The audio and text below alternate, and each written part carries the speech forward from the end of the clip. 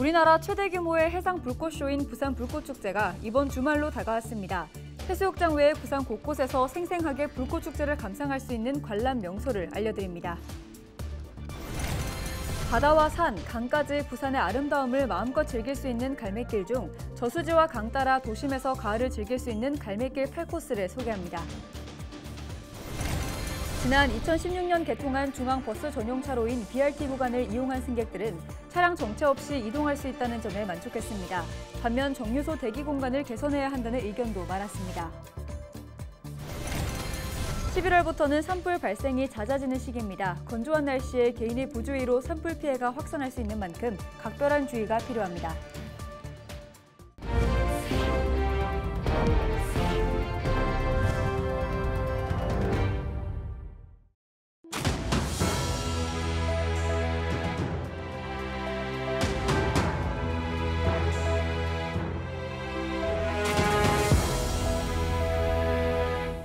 시청자 여러분 안녕하십니까? 헬로티비 부산 뉴스입니다. 우리나라 최대 규모의 해상 불꽃쇼인 부산 불꽃축제가 이번 주말로 다가왔습니다. 주 무대는 광안리 해수욕장인데요. 해마다 100만 명에 가까운 인파가 밀집되면서 혼잡도 역시 상당합니다. 눈을 돌려보면 해수욕장 외에도 부산 곳곳에 관람 명소가 있습니다. 소위 불꽃 명당으로 불리는 장소를 안수민 기자가 전해드립니다. 부산의 전경을 한눈에 내려다볼 수 있는 황령산 봉수대. 불꽃축제가 열리면 하늘에서 피어나는 불꽃을 내려다보며 즐길 수 있습니다. 황령산 봉수대보다 상대적으로 덜 알려졌지만 이곳 간비호산 봉수대 역시 불꽃 감상 포인트입니다. 봉수대까지 올라가려면 10여 분 오르막길을 걸어야 하지만 광안리 바다가 한눈에 들어오는 넓은 시야가 장점입니다. 해운대 야경 7선에 포함된 장소인 만큼 도시의 야경과 어우러진 불꽃이 장관입니다. 이곳은 높은 곳이라서 그 밤의 캄캄한 칠흑 같은 밤 풍경과 그 희망찬란한 불빛이 어우러져서 환상적인 경치가 펼쳐질 것이라고 예상됩니다. 달맞이길도 불꽃 명당으로 주목받고 있습니다. 이곳은 달맞이길 초입에 있는 전망대인데요. 이 광안리 해수욕장 맞은편 광안대교가 한눈에 내려다 보입니다. 전망대를 비롯해 길을 따라 걷다 보면 곳곳에 시야가 트인 곳이 있어 불꽃을 보기에 좋습니다. 불꽃 명당하면 빼놓을 수 없는 곳 이기대입니다. 그중에서도 동색마을 전망대가 최고의 포인트로 주목받습니다. 동백섬 전망대를 비롯해 이곳 마린시티 영화의 거리 역시 불꽃 명당 중 한 곳입니다. 불꽃과 가까운 거리에서 생생한 소리를 들으며 손에 잡힐 듯 피어나는 불꽃을 즐길 수 있습니다. 행사 당일 광안리 해수욕장을 비롯해 황령산과 마린시티, 이기대 일원 등은 차량 통행이 통제됩니다. 밖에서 불꽃을 보려면 교통 상황을 미리 확인하고 대중교통을 이용하는 것이 오히려 불편을 줄일 수 있습니다. 밖에 나가지 않고도 불꽃을 감상할 수 있습니다. 헬로티비 뉴스에서는 유튜브 채널을 통해 생생한 불꽃축제 현장을 중계방송으로 전해드릴 예정입니다. 헬로티비 뉴스 안수민입니다. 부산에는 바다와 산, 강까지 부산의 아름다움을 마음껏 즐길 수 있는 갈매길이 있습니다. 이 갈매길 구간 중 단풍이 물드는 가을, 더 아름다운 곳이 있는데요. 헬로티비 뉴스에서는 4곳을 골라 추천해드리고 있습니다. 그 두 번째 시간, 저수지와 강 따라 즐기는 갈매길 8코스를 소개합니다. 장보영 기자입니다.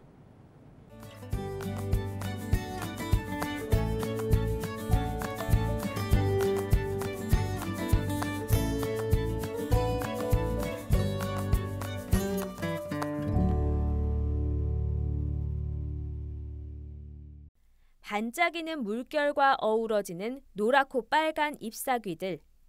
넓은 수영강변 양옆으로 따스한 가을 햇볕을 즐기는 사람들이 가득합니다. 천천히 걸어도 또 빨리 달려도 이곳에서는 누구나 여유로운 가을 정취를 느낄 수 있습니다. 기분이 좋지요. 뭐 집에 있는 스트레스 모든 게 다 풀리는 거고 또 친구들하고 또 같이 걸으니까 더 좋고 걷기가 참 좋습니다. 여기는 이제 다리 아픈 엄마들도 마음 놓고 걸을 수 있고 산엔 조금 이제 그런 엄마들이 좀 힘들거든요.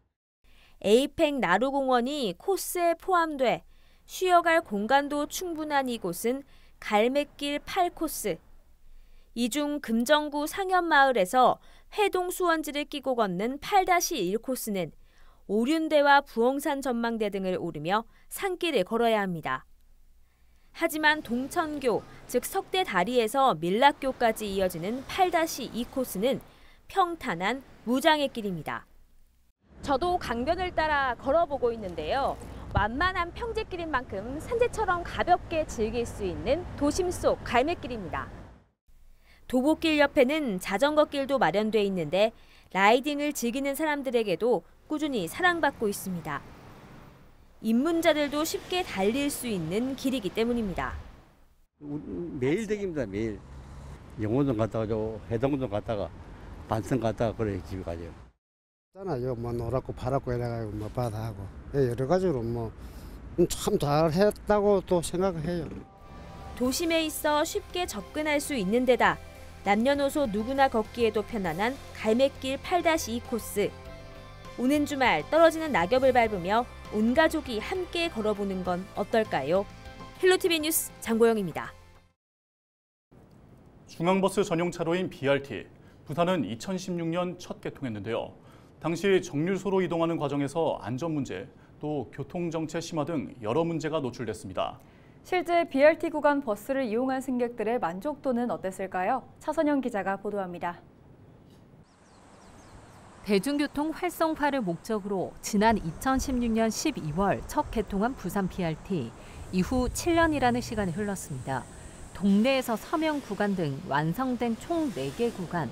실제 이용한 시민들의 만족도는 어떨까? 부산발전시민재단이 시행한 BRT 구간 노선버스 승객 만족도 조사에 따르면 BRT 구간 이용 만족한다는 응답이 60.2%였습니다. 반면 불만이다라고 응답한 비율은 8.1%에 불과해 BRT 구간 체제에 이용 시민들은 긍정적으로 평가했습니다. 특히 많은 이동이 필요해 여러 BRT 구간을 이용하는 시민들의 만족도가 높았습니다. 복수 구간을 이용하는 승객 68.7%가 만족했고 동네에서 서면 구간, 서면에서 주례 구간, 동네에서 해운대 구간 순으로 만족도가 높았는데 서면에서 충무 구간 이용 승객 만족도가 가장 낮았습니다. 만족하는 이유에 대해 물은 설문에 대해 시민들은 차량 정체 없이 이동할 수 있다는 점에 가장 만족했습니다. 경제적 이득이 많다고 응답한 시민 15.8%, 편리한 이용 환경이 뒤를 이었습니다. 반면 불만족한 이유로 대기 공간인 승강장이 여름엔 덥고 겨울엔 추워 불편하다는 응답이 35.8%로 가장 높았습니다. BRT 구간에 정차하는 버스를 타기 위해 이동할 때 안전성 문제 등도 불만족 이유로 꼽혔습니다. BRT 구간을 확대해야 한다는 의견도 많았습니다. 지속적으로 확대하거나 부분 확대해야 한다는 응답이 각각 29.2%와 35%를 차지했습니다. 반면 BRT 구간을 축소하거나 전면 폐지해야 한다는 의견은 7%에 불과했습니다. 개선해야 할 부분으로는 불만족 이유로 꼽힌 정류소의 대기 공간을 개선해야 한다는 의견이 가장 많았습니다. 정차 위치 개선과 환승 정보의 정확한 제공, 안전을 확보해야 한다는 응답이 뒤를 이었습니다. 부산의 BRT 사업은 대트에서 하단, 문현에서 수영, 센텀시티에서 3호 가든 등 현재 3개 구간이 남았습니다. 만족도는 높지만 개선해야 할 점도 노출된 상황. BRT 구간 이용 승객 외에 일반 시민을 대상으로 한 조사를 통해 면밀한 사업 시행 계획을 세울 필요가 있어 보입니다. 헬로티비 뉴스 차선영입니다. 지난해 수천억 원의 천문학적 피해가 발생한 악몽과도 같았던 울진 삼척 산불, 다들 기억하실 겁니다. 올해도 산불 발생 위험이 높은 계절이 다가왔습니다. 최근 발생한 산불을 분석해봤더니 원인은 대부분 사람이었습니다. 보도에 김한식 기자입니다. 산 전체가 시뻘겋게 변했고 강한 바람에 불길이 순식간에 번집니다. 대규모 장비와 인력이 투입됐지만 역부족입니다. 지난해 3월 4일 발생한 경북 울진 삼척 산불 모습입니다. 무려 213시간 40분간 이어진 산불로 산림 16,000여 헥타르, 축구장 2만 3천여 개에 달하는 면적이 잿더미가 됐습니다. 또 주택과 공장 등 시설 600여 곳이 소실되면서 집계된 피해액만 9천여억 원. 국내에서 발생한 산불 가운데 가장 피해가 컸습니다. 녹음이 수그러들고 건조한 날씨가 많아지는 11월부터는 산불 발생이 잦아지는 시기입니다. 최근 2018년부터 2022년까지 최근 5년간 전국에서 발생한 산불은 전체 2,800여 건, 연평균 570여 건이 발생한 셈입니다. 7월부터 10월까지는 두 자릿수였지만 11월로 들어서면서 세 자릿수로 껑충 뛰더니 이후 지속적으로 증가했습니다. 특히 이 기간 월별 산불 발생 빈도를 봤더니 겨울에서 봄으로 넘어가면서 수치가 크게 늘었는데 4월과 3월, 2월 순으로 나타났습니다. 가을철, 겨울철, 봄철은 여름보다 강수량도 상대적으로 좀 적고 공기 중에 있는 수증기량이 상대적으로 적기 때문에 좀 더 건조한 면이 있습니다. 지역별로도 큰 차이를 보였습니다. 전국 17개 시도 가운데 경기도가 가장 많았고 경북과 강원 순으로 나타났는데 세계도에서 발생한 산불이 전체 58%를 차지했습니다. 산불 발생 원인으로는 입산자 실화가 940건으로 1위, 쓰레기 소각, 논밭두렁 소각 등의 순으로 이어졌습니다. 특히 올해부터 코로나19가 해제돼 행사가 늘고 산행 인구가 증가할 것으로 예상되면서 관계 당국도 긴장하고 있습니다. 원인별로 대책을 저희가 추진할 거고요. 두 번째는 사각지대, 산불 예방하는데 사각지대를 어떻게 최소화하느냐. 그다음에 이제 세 번째는 선제적으로 산불 진화 체제를 구축하느냐. 끊이지 않고 발생하는 산불로 인해 매년 큰 피해가 발생하고 있습니다. 나 하나쯤 혹은 여기는 괜찮겠지 하는 안일한 생각이 걷잡을 수 없는 피해로 이어질 수 있는 만큼 각별한 주의가 필요합니다. 헬로티비 뉴스 김한식입니다. 현금 지급기를 이용하는 여성의 돈을 빼앗으려 한 60대 A씨가 경찰에 붙잡혔습니다. A씨는 지난 2일 오후 7시쯤 사상구 주례동의 한 현금 지급기를 이용하던 50대 여성 B씨를 흉기로 위협해 돈을 빼앗으려 한 혐의를 받고 있습니다. 이 과정에서 B씨가 반항하자 흉기로 어깨 등을 찌른 뒤 달아났습니다. 신고를 받고 출동한 경찰은 CCTV 등을 분석해 사상구 주례동의 한 빌라에서 A씨를 긴급 체포했습니다. 경찰은 A씨에 대해 강도상해 등의 혐의로 구속영장을 신청할 예정입니다. 휴대폰 판매 사업을 미끼로 동창생 45명으로부터 35억 원을 가로챈 혐의로 30대 남성 A씨가 경찰에 붙잡혔습니다. 경찰 조사 결과 A씨는 지난해 5월부터 7월까지 코로나로 폐업한 휴대폰 대리점에서 휴대전화를 싸게 구입해 되팔면 30%가량의 수익이 난다며 원금과 이자, 수익금을 주겠다며 돈을 빌린 것으로 나타났습니다. A씨는 외제차를 타고 다니며 10억 원이 넘는 잔고가 찍혀있는 통장을 보여주며 동창생들을 속여온 것으로 조사됐습니다. 경찰은 추적 끝에 연산동의 한 아파트에서 검거했습니다. 경찰에 따르면 A씨는 빌린 돈을 수익금으로 지급하는 이른바 돌려막기식으로 사기 행각을 벌인 것으로 밝혀졌습니다.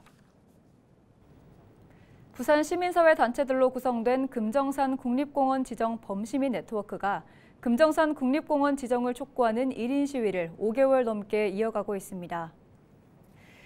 이들은 지난 6월 5일 세계환경의 날부터 현재까지 평일 오전 부산시청에서 피켓 1인 시위를 진행하고 있으며 금정산이 국립공원으로 지정될 때까지 이어갈 것이라는 뜻을 전했습니다. 금정산 국립공원 지정 범시민 네트워크 유진철 공동집행위원장은 금정산 국립공원 지정 논의가 4년 전부터 시작됐지만 여전히 제자리 걸음을 하고 있다며 부산시가 적극적으로 앞장서서 국립공원 지정을 추진하고 시민들의 여론을 모아야 한다고 지적했습니다. 3일 부산 상공회의소 등 지역경제계와 시민단체 등 100여 명이 국회 앞에서 산업은행법 개정을 촉구하는 걸기대회를 열고 성명을 발표했습니다. 이들은 21대 국회의 마지막 정기국회가 절반을 지났음에도 한국산업은행법 개정안이 여전히 국회 상임위에 계류 중이라며 여야 국회의원들을 비판했습니다. 그러면서 산업은행 부산 이전이 더 이상 정쟁의 대상으로 머물러 있어서는 안 된다며 21대 정기국회 회기가 끝나기 전에 개정안을 통과시켜줄 것을 촉구했습니다.